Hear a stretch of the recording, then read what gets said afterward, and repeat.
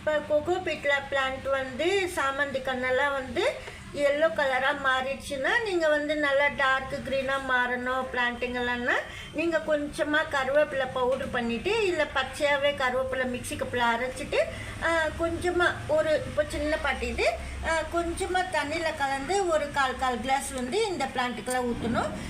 கொக்கோ பீட்டில் plant வந்து மழையிலே வச்சுட்டோம் நம்ம. நான் திருப்பி கொண்டு வந்து மழை இல்லாத இடத்துல வச்சேன், இருந்தாலும் பழுத்து போன இலையெல்லாம் இருக்குது. இப்போ நம்ம இந்த பிளான்ட்டுக்கெல்லாம் நான் வந்து கருவேப்பிலை தண்ணி தான் ஊற்ற போகிறேன்.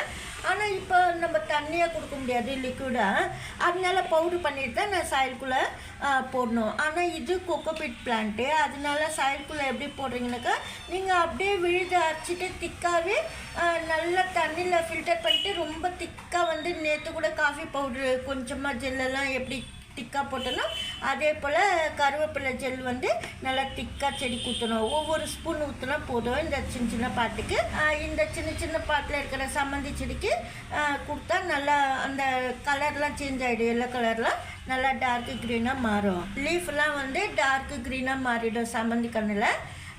கண்டிப்பாக இது நம்ம தெரிஞ்சுக்கணும், அதனால தான் நான் வீடியோ பண்ணேன். இப்போ மழையில் வச்சுட்டிங்க, பெரிய பெரிய செடியெல்லாம் வச்சுருப்பீங்க, அதெல்லாம் வந்து எல்லோ கலர் லீஃப் இருந்தால் சில செடி வந்து கொஞ்ச நாள் ஆனதுக்கப்புறம் இலையெல்லாம் இருப்பெல்லாம் எல்லோ கலராக மாறும். ஆனால் இது சின்ன கண்ணில் எல்லோ கலராக மாறினா தண்ணி அதிகமாக இருக்குதுன்னு அர்த்தம். நம்ம உடனே வந்து தண்ணி விழாத இடத்துல சாமந்தி கன்று வச்சுக்கணும்.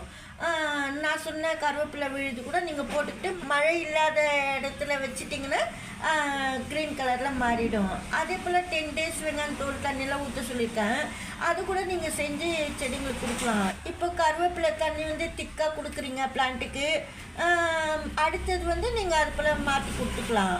வெங்காயம் தோல் தண்ணி அதுவும் ரொம்ப திக்காக தான் கொடுக்கணும். ஃபுல்லாக வந்து இப்போ மழையில் இருந்திருக்கு, அந்த செடிங்களுக்கெல்லாம் இந்த சாமந்தி கண்ணுங்களுக்கெல்லாம் வந்து நம்ம திக்காக தான் ஊற்றணும், அப்போ தான் நல்லது. ஏன்னா ஏற்கனவே தண்ணி இந்த பிளான்ட்டுக்குள்ளெல்லாம் பாட்டில் நம்ம திருப்பியும் தண்ணி ஊற்றக்கூடாது, ஏன்னா எல்லோ கலராக மாறிருக்கு. அதுக்கு சொல்கிறேன் நான்.